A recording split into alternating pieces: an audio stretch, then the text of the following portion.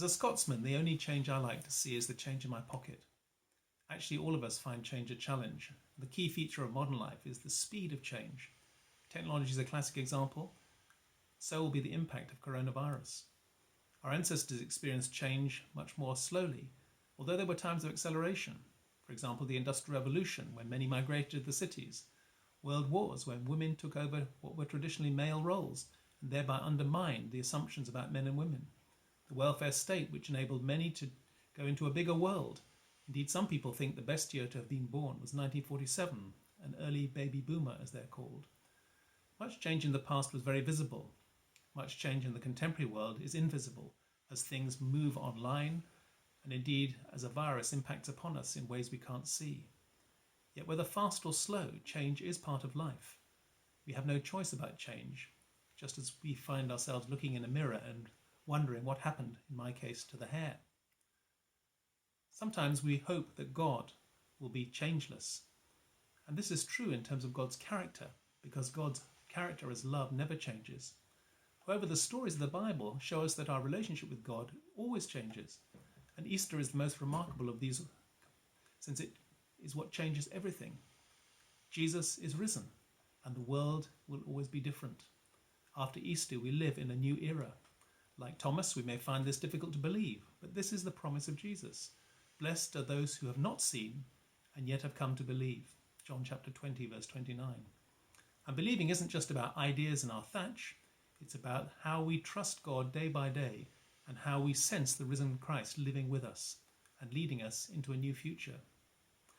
One way early Christians wrestled with this was to look back on that formative and key story of the Old Testament, the Exodus. Here is a story of a people who went through extraordinary change with all its ups and downs and discovered in and through this that the Lord was with them, leading them to a new promised land. First of all, it involves seeing the need for change. The situation of the people was bad. Slavery and its conditions were getting worse. Moses and Aaron had to help the people see a new future, which would be better, even though it would be challenging. And we can see that in the grumblings on the journey after they approached the Red Sea and went into the wilderness. Secondly, it involves saying goodbye to the past. To leave Egypt, the Israelites had to bid farewell to what was familiar and risk stepping into the unknown with Moses and Aaron. At one level, this was attractive, since slavery was pretty rough. However, as we learn later in the story, it's easier to take the people out of Egypt than to take Egypt out of the people. Leaving is always a form of bereavement, even when slavery can feel safer than living in an unexpected desert and a place with insecurity. Saying goodbye to the familiar past makes us feel vulnerable and sometimes angry because security is swapped for risk. Thirdly, it involved walking together. Once they were through the Red Sea, the Israelites found themselves wandering through the Sinai desert, a process which lasted about 40 years. It was very challenging, and often they looked backwards to the good old days of slavery, yes.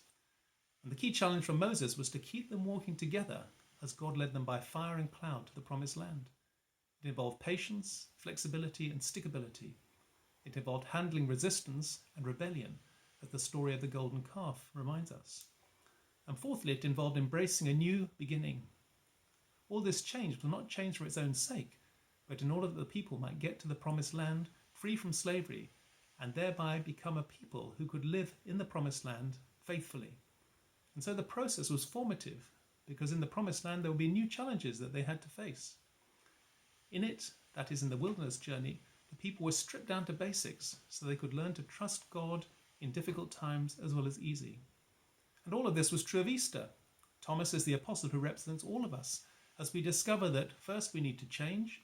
If we're to be Christians following the risen rather than the earthly Christ, we need to say goodbye to securities, thankful for them, but aware that they cannot all be part of our future. There'll be no more touching of Jesus by Thomas or the church in the future. We need to walk together with other Christians into this new future. Thomas must stay with the other disciples and not be a DIY Christian. And we need to embrace a new beginning with all the challenges that brings. Thomas needs to accept that Jesus is risen and he is to look forward into the future that Jesus is inviting him to be a part of. There are lots of things we don't know about the legacy of coronavirus.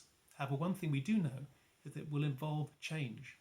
Change in our society, economic, social, ecological, change in our churches, impacting on our worship, our fellowship and service. Easter gives us confidence that a new world can emerge out of the old. Resurrection hope is rooted in the act of creation. If God can bring creation into being out of nothing, God can bring about a new future, resurrection, even if the old seems dead. That's why as Easter Christians, we're prisoners of hope. And our hope is that the dark road we are on at the moment will lead to a new future with God and one another. May our Lord give you courage to risk yourself with God's future and be open to the changes that it will inevitably bring.